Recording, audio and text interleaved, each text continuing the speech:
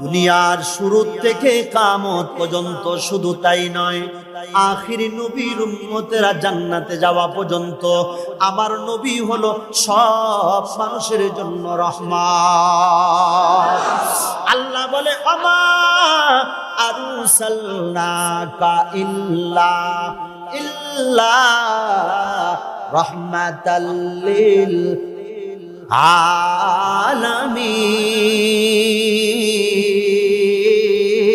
आलमीन।